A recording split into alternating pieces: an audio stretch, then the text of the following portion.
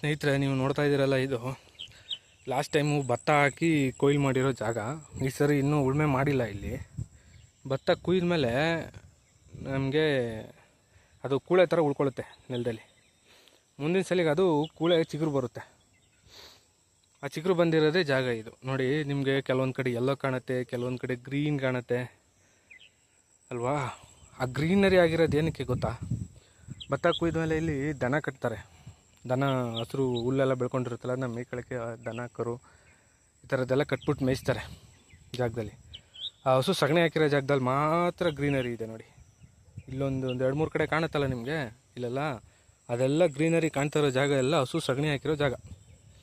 ಹಸು ಸಗಣಿಲಿ ತುಂಬ ಮೈಕ್ರಾಬ್ಸ್ ಇರುತ್ತೆ. ಸೊ ಆ ಮೈಕ್ರಾಬ್ಸು ನೆಲನ ತುಂಬ ಫಲವತ್ತು ಮಾಡುತ್ತೆ. ಇನ್ನು ಇದು ಆ್ಯಕ್ಚುಲಿ ನೆಲ ಬಂದು ಆರ್ಗ್ಯಾನಿಕಾಗಿ ಬೆಳೀತಾ ಇರೋದಲ್ಲ. ಇಲ್ಲೆಲ್ಲ ಕೆಮಿಕಲ್ ಗೊಬ್ಬರ ಹಾಕಿ ಬೆಳೀತಾ ಇರೋದು. ಕೆಮಿಕಲ್ ಗೊಬ್ಬರ ಅಂದರೆ DAP ಆ ಥರದ್ದೆಲ್ಲ ಬರುತ್ತಲ್ಲ, ಅದನ್ನು ಹಾಕಿ ಬೆಳೀತಾ ಇರೋ ಜಾಗ ಇದು.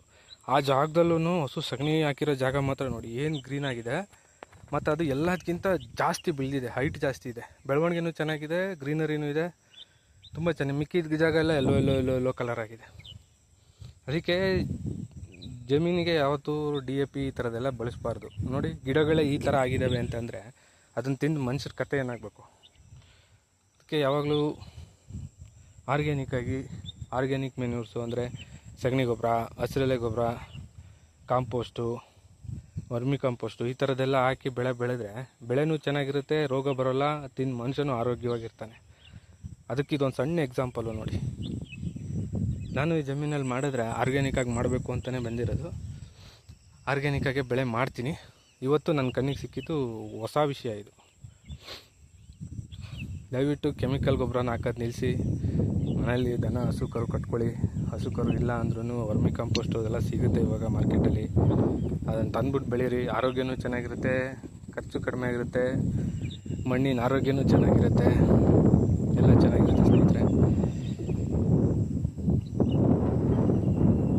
ಇದು ಇವತ್ತಿನ ನನ್ನ ಹೊಸ ಎಕ್ಸ್ಪೀರಿಯೆನ್ಸು. ಈ ಥರದ ಹೊಸ ಎಕ್ಸ್ಪೀರಿಯೆನ್ಸ್ಗಳನ್ನ ನಿಮ್ಮ ಜೊತೆ ಶೇರ್ ಮಾಡ್ತಾ ಇರ್ತೀನಿ.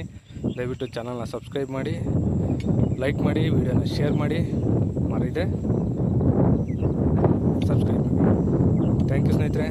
Take care. ಬಾಯ್.